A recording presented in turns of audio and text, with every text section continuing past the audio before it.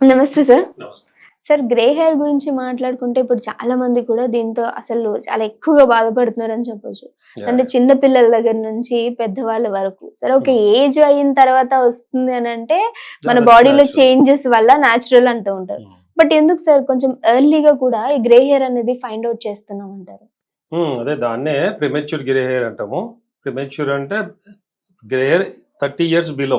హ్మ్. 30 ఇయర్స్ తర్వాత మెల్లమెల్లగా స్టార్ట్ యాక్చువల్లీ 40 తర్వాత వస్తుంది. హ్మ్. బట్ నౌడేస్ కొద్దిగా 30 ఇయర్స్ నుంచి వచ్చేదాన్ని కూడా నేచురల్ కిందకే తీసుకుంటాము. హ్మ్. బిఫోర్ 30 ఇయర్స్ నౌడేస్ అది చిన్న ఈవెన్ స్కూల్ పిల్లలు, కొంతమంది కాలేజ్ వెళ్ళే వాళ్ళు హ్మ్. వాళ్ళకి కూడా వస్తున్నాయి గ్రే హెయిర్. అవును.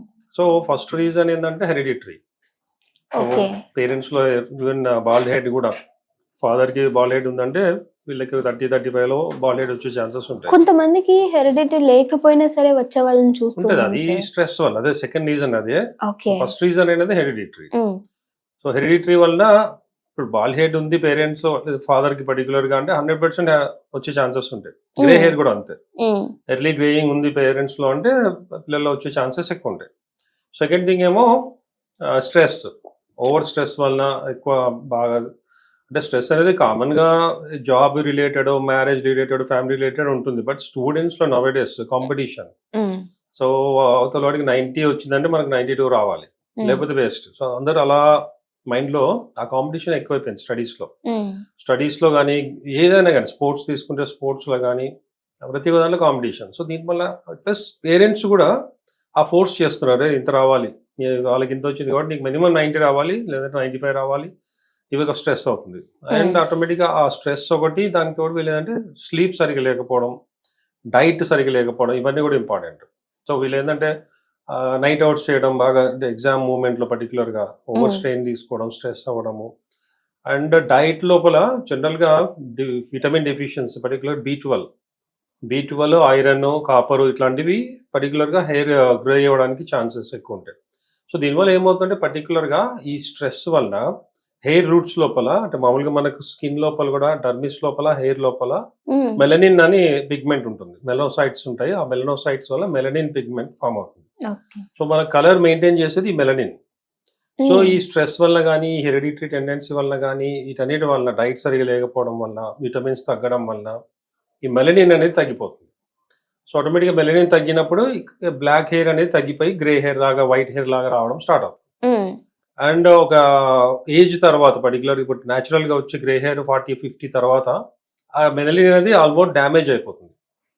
టోటల్ డిస్ట్రాయ్ అయిపోయి ఇక మెలనిన్ అనేది ఉండదనమాట. సో హెయిర్ అనేది మామూలుగా ఈ కలర్ పిగ్మెంట్ లేకుండా వైటిష్‌గా వచ్చేస్తుంది. సో మెలనిన్ అనేది ఇప్పుడు కొంతమందిలో విటిలిగో అంటాం. అంటే హ్మ్. బొల్లి అంటారు తెలుగులో. వైట్ అవును. స్పాట్స్. హ్మ్. హ్మ్. లుకోడర్మా.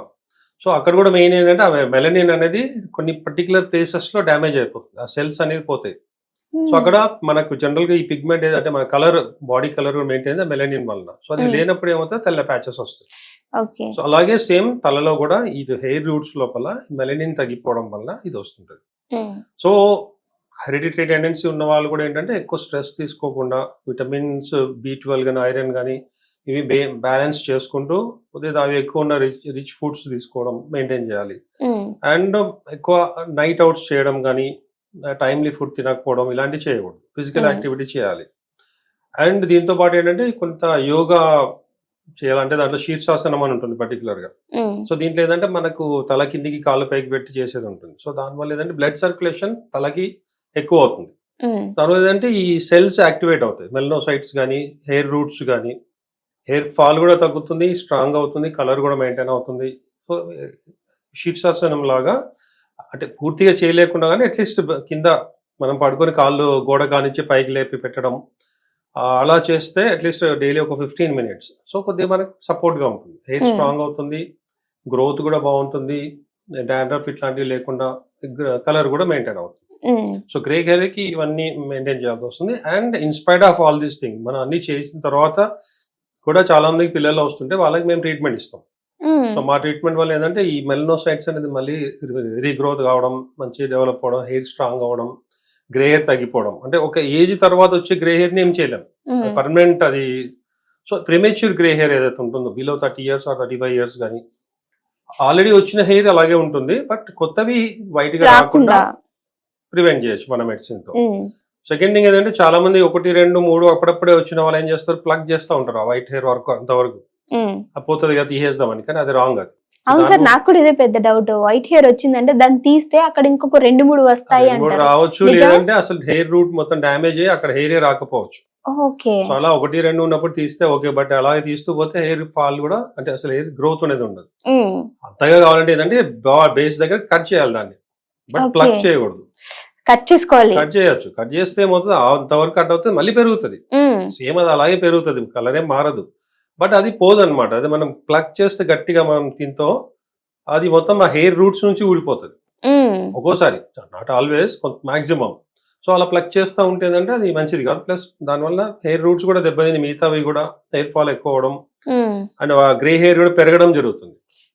సో దానికి ఏంటంటే న్యాచురల్ గా మనం, అంటే ఇప్పుడు కొంతమంది హెన్నా వాడడము దానివల్ల గ్రే హెయిర్ మంచి టిప్ చెప్పొచ్చు కదా.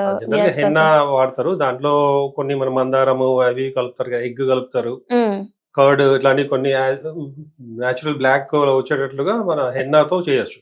డై వాడకూడదు ఇనిషియల్ గా. డై వాడితే కూడా పెరిగిపోతుంది.